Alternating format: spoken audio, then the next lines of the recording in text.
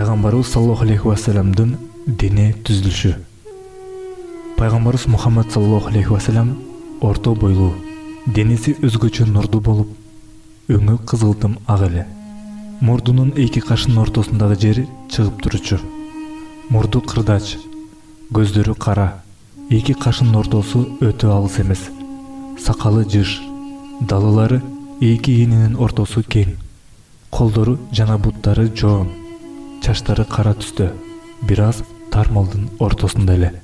Көп учурда пайгамбарыбыз саллаллаху алейхи ва салламдын чачтарынын узундугу кулактын жумшагына чейин жетчү.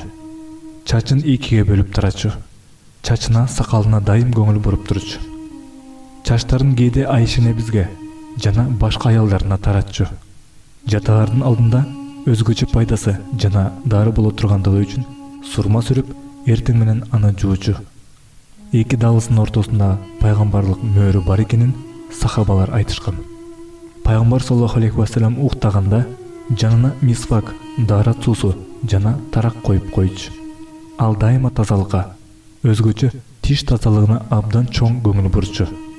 Ар бир даарат алган сайын тиштерин мисвак менен тазалачу.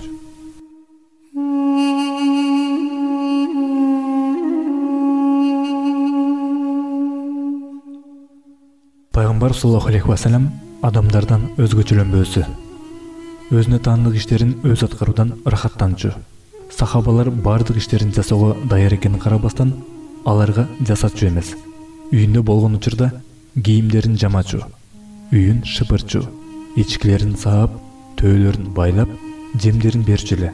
Айрыкча бут кийимдерин жана тешилген суу каптарын оңдоп, кызматчыларына жардам берип, алар менен чогуу камыр жууручу. Базардан азык-түлүктөрүн өзү көтөрүп келе жаткан эле. Аны көргөн бир сахаба: "О Аллахтын элчиси, эгер уруксат берсеңиз, мен көтөрүп жеткирейин" дейт. Пайгамбар саллаллаху алейхи ва саллям ар бир момун өз жүгүн күчү жетсе, өзү көтөрсүн деп жооп берген.